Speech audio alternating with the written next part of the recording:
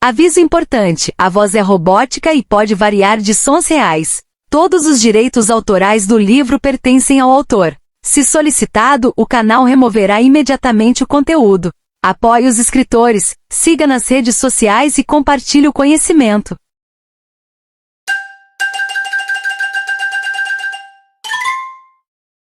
Capítulo 04. Eju, obediente, estendeu a mão e agarrou o volante.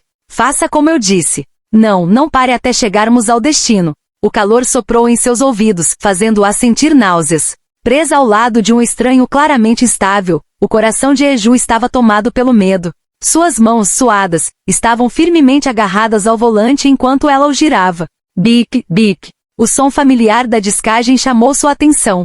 O homem segurava um telefone consideravelmente grande e o colocou no modo alto-falante. Bip, bip. À medida que o som continuava, o homem começou a tremer, como se fosse um viciado tentando largar o álcool. Bip, bip. Apesar de perceber que sua respiração estava ficando cada vez mais ofegante, Eju manteve os olhos fixos na estrada à sua frente. Sou Baek Sion. A voz dele fez Eju tremer. Embora seu casamento estivesse em um estado delicado, a voz dele ainda provocava uma reação emocional intensa dentro dela. Ela soltou um suspiro preso, mas manteve os lábios firmemente fechados. Se você não falar, eu vou desligar. O tom cansado de Sion indicava que ele já estava ficando impaciente. Os lábios do sequestrador se contraíram em uma expressão de raiva. Baek Sion, eu quis dizer. Esse não parece ser um número coreano. A voz de Sion se aproximava e se afastava, como se estivesse tentando confirmar o número novamente. Ei, me escute. Quem é você? Baek Sion perguntou friamente. Por favor, identifique-se. Matarei. Eu vou matar ela. Eu a sequestrei. Sua esposa, eu vou matá-la. A voz do sequestrador ficou mais alta, e ele continuou falando de forma descontrolada. Eju se aproximou do centro, tentando controlar o volante. Suas costas já estavam encharcadas de suor frio. Do outro lado da linha, um silêncio arrepiante tomou conta. Achei que ouvi uma risada curta, seguida por que tipo de bobagem é essa? E um palavrão, mas não podia ter certeza. Eu não atendo ligação de golpistas. Com um tom sarcástico ele desligou o telefone. O sequestrador cuspiu no chão, batendo a cabeça no compartimento, atônito. Mas Eju sentia um medo iminente. Ah, irmã, me escute. O homem apertou os dentes. Se Baek Sion continuar assim, se ele desligar de novo, se ele me ignorar novamente, eu vou te matar. Eju puxou uma respiração profunda tentando segurar o choro. Você sabe para onde estamos indo agora? Aqui. Olha o mapa. Estamos indo em direção ao lago. Olhei para a tela e vi o endereço. Você vai acabar na água. Ele riu. Baek Sion precisa sentir um pouco de curiosidade para você sobreviver. Estou realmente acabada, Eju pensou novamente. Senhor, algo aconteceu? Baek Sion estava imerso em seus próprios pensamentos, ainda olhando para o celular, sem prestar atenção à pergunta do assistente. Precisa carregar o seu celular?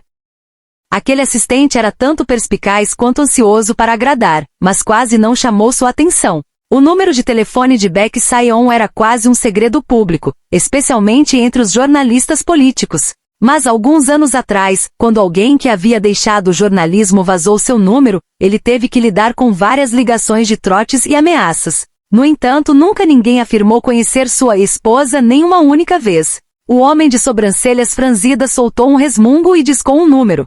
Sim, senhor. A pessoa que Baek Sion havia discado era o mordomo responsável pela sua agenda. Qual é a agenda de hoje para Hong Eju? Ele nunca havia feito essa pergunta antes. Nem se deu ao trabalho de cumprimentá-lo, indo direto ao ponto. Hoje ela tem um encontro com minha mãe, sim, entendido. Repetiu as informações que havia recebido. Então, ela estava na casa do presidente Hong, encontrando-se com sua mãe. Mas aquele sentimento de inquietação não desapareceu. Ele começou a bater os dedos na mesa. Reabriu o celular. Mãe, a que horas você vai sair da casa do presidente Hong? Baek Sion já não trocava mais de número por causa das ligações malucas. Em vez disso, ele simplesmente bloqueava implacavelmente aqueles números. Não era à toa que ele era conhecido como o escudo inquebrável da família. Nada podia abalá-lo. Mas uma frase da ligação o deixou incomodado. Baek Sion pressionou a têmpora inchada. Aquela garota. Ela era 6 anos mais nova que eu. A cena de quando ela olhou para mim com curiosidade enquanto eu usava o uniforme de escola primária era algo que eu nunca conseguiria esquecer. Ela deve ainda estar em casa.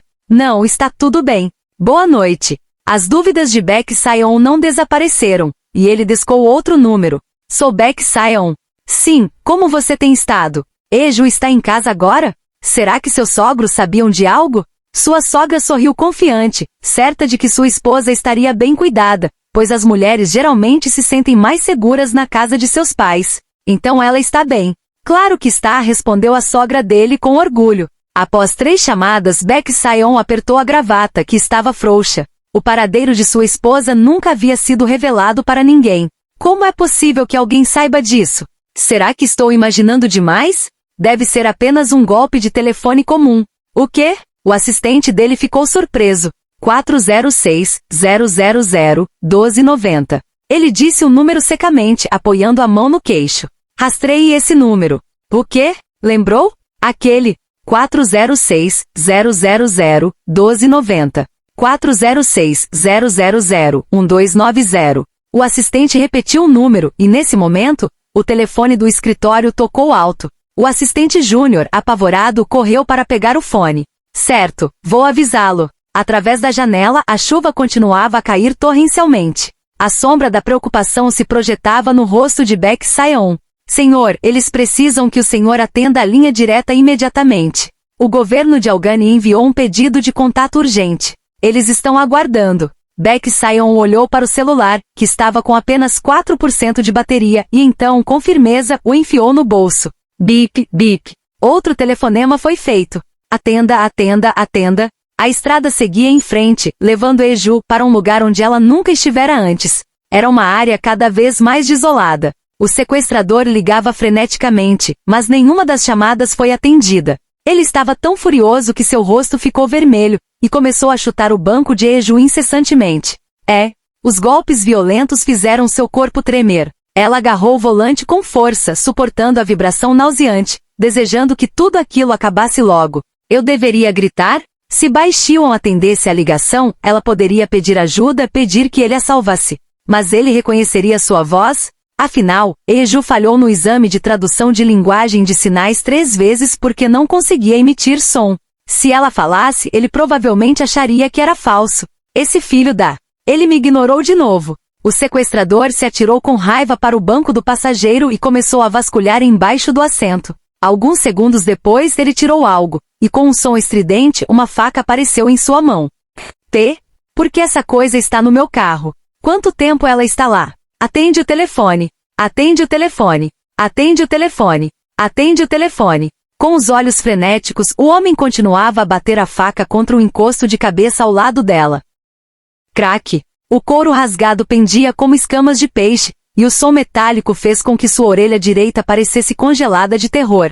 A faca estava tão perto de sua orelha que se aproximasse um pouco mais, a perfuraria. Eju soltou um suspiro trêmulo entre seus lábios pálidos. O sequestrador, gritando, começou a bater a cabeça contra a janela. Esse cara está completamente fora de si. As mãos de Eju tremiam no volante, tentando manter a estabilidade enquanto ele se movia em meio às flutuações frenéticas de sua raiva. Bip, bip. Por favor, atenda logo. Justo quando ela rezava silenciosamente, o rosto do sequestrador de repente se tornou frio. Sua excitação foi substituída por uma calma repentina e inesperada. Ah, irmã, eu cometi um erro. Eu esqueci completamente. Ele brincava com o celular, exibindo um sorriso largo. Eu não modifiquei a minha voz. Apesar do cheiro forte e desagradável, seu perfil ainda parecia jovem e bem definido. Seus olhos estranhos e a súbita aparição do porta-malas eram aterrorizantes, mas seus dedos se moviam pelo celular com uma facilidade impressionante. Se me pegarem, irmã, o que vai acontecer? Ele parecia completamente despreocupado. Esse celular não tem SIM card. Eu o modifiquei. Fui eu quem fiz a modificação. Então não dá para rastrear. É um celular descartável.